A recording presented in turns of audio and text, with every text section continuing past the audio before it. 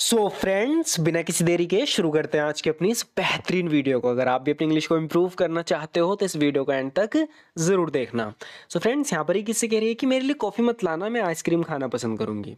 English में हम बोलेंगे don't get me coffee, I would prefer to have ice cream. तो कोई इसके लिए कॉफ़ी लेने जा रहा है तो उससे कह रही है कि डोंट गेट मी कॉफ़ी, मेरे लिए कॉफ़ी मत लाना। आई वुड प्रेफर, मैं प्रेफर करूँगी यानी पसंद करूँगी, टू हैव आइसक्रीम, आइसक्रीम खाना पसंद करूँगी। या कुछ लोग ऐसे बोल देते हैं कि please don't bring me coffee, please don't bring me coffee यानी मेरे लिए कॉफ़ी मत लाना।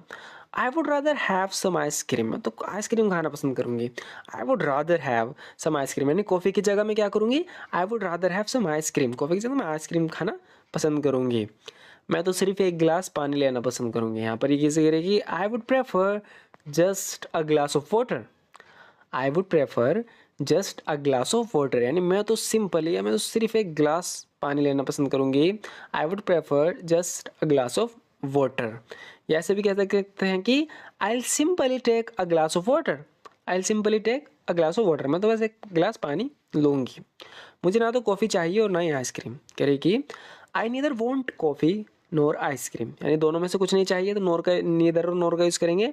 आई neither want coffee nor ice cream यानी मुझे ना तो कॉफ़ी चाहिए ना आइसक्रीम चाहिए। I neither want coffee nor ice cream. या ऐसे भी आप कह सकते हो कि I don't want either coffee और ice cream, I don't want either coffee और आइसक्रीम यानी मैं नहीं चाहती कॉफ़ी आइसक्रीम कुछ भी। I don't want either coffee और आइसक्रीम। मुझे भी इनमें दिलचस्पी नहीं है। नीदर ऑफ दीज इंटरेस्ट्स मी, कह रही है कि इन दोनों चीज़ों में मुझे भी कोई इंटरेस्ट नहीं है। Neither of these interests me, neither of these interests me यानी मुझे इनमें दिलचस्पी नहीं है। मैं तो पिज़्ज़ा खाना पसंद करूँगी आइसक्रीम की बजाय। I would prefer to eat pizza instead of ice cream, I would prefer to eat pizza यानी मैं तो पिज़्ज़ा खाना पसंद करूँगी इंस्टेड ऑफ आइसक्रीम, आइसक्रीम की बजाय। या ऐसे भी क्यों कह सकते हैं कि I will choose pizza over ice cream, I will choose pizza over ice cream. यहाँ पर हमने सेंटेंस को छोटा कर दिया। यहाँ पर हम कह रहे हैं कि I would prefer to eat pizza instead of ice cream यानी आइसक्रीम की बजाय मैं पिज़्ज़ा लेना पसंद करूँगी, खाना पसंद करूँगी। लेकिन यहाँ पर हम ऐसे कहेंगे आई will choose pizza over ice cream यानी आइसक्रीम के ऊपर मैं पिज़्ज़ा लेना पसंद करूँगी यानी कि आइसक्रीम नहीं पसंद करूँगी, पिज़्ज़ा पसंद करूँगी। I will choose pizza over ice cream. तुम टेंशन मत लो, मैं पिज़्ज़ा खिलाऊंगा तुम्हें। इंग्लिश में बोलेंगे don't worry I will treat you to pizza, don't worry I will treat you to pizza, नहीं तुम चिंता मत करो, मैं तुम्हें पिज़्ज़ा खिलाऊंगा। Relax I will get you pizza, तुम टेंशन मत लो, मैं पिज़्ज़ा खिलाऊंगा तुम्हें, नहीं मैं पिज़्ज़ा ला रहा हूँ। Relax I will get you pizza. I am ordering pizza right now, मैं अभी पिज़्ज़ा ऑर्डर कर देता हूँ। I am ordering pizza right now यानी इस वक्त मैं पिज़्ज़ा ऑर्डर कर रहा हूँ, बता रहा है कि पिज़्ज़ा ऑर्डर कर रहा हूँ। I am ordering pizza right now. या ऑर्डर करने के लिए वैसे भी कह सकते हैं कि I am placing an order for pizza यानी मैं पिज़्ज़ा के लिए ऑर्डर प्लेस कर रहा हूँ यानी ऑर्डर पिज़्ज़ा ऑर्डर कर रहा हूँ। I am placing an order for pizza. इस तरह का खाना हेल्थी नहीं माना जाता। इंग्लिश में बोलेंगे food like this isn't considered healthy, food like this isn't considered healthy यानी इस तरह का खाना हेल्थी नहीं माना जाता। Food like this isn't considered healthy, this type of food isn't healthy, ये इस तरह के फूड हेल्थी नहीं होते। This type of food isn't healthy. You might put on weight, कह रही है कि you might put on weight if you eat too much pizza, pizza ज़्यादा खाने से तुम मोटी हो सकती हो। यू माइट हो सकती हो, इसने कहा you might put on weight यानी तुम्हारा वेट बढ़ सकता है if you eat too much pizza, अगर तुम ज़्यादा पिज़्ज़ा खाओगी। यहाँ पर कह रही है कि बेहतर होगा तुम कुछ हेल्दी खाना ऑर्डर करो। It would be better if you ordered some healthy food, it would be better यानी बेहतर होगा if you ordered some healthy food, कि अगर तुम कुछ हेल्दी फूड खाना ऑर्डर करो तो बेहतर होगा। बेहतर होगा तुम चुप रहो। यहाँ पर ये इसकी बात सुन के कह रहा है कि it would be better if you stayed quite, it would be better if you stayed quite यानी अगर तुम क्वाइट रहो, चुपचाप रहो तो बेहतर होगा। It's better if you keep quiet, ऐसे बोल सकते हैं कि it's better if you keep quiet यानी बेहतर होगा कि तुम क्वाइट रहो, चुप रहो। I know well what to do, मैं अच्छे से जानता हूँ क्या करना है। I know well what to do, कोई से कुछ बता रहा है, कोई एडवाइस दे रहा होगा तो कह रहा है कि तुम चुप रहो। I know well what to do, मुझे अच्छे से जानता हूँ क्या करना है। I have a good understanding of what needs to be done, यानी क्या किया जाना है उसकी अंडरस्टैंडिंग मुझे है अच्छी खासी, मैं जानता हूँ क्या करना है। I have a good understanding of what needs to be done. मैंने इसी स्थिति का सामना पहले भी किया है। I have dealt with the same situation before. I have dealt with this same situation before, यानी इस तरह की स्थिति का सामना मैंने पहले भी किया है। I have dealt with this same situation before.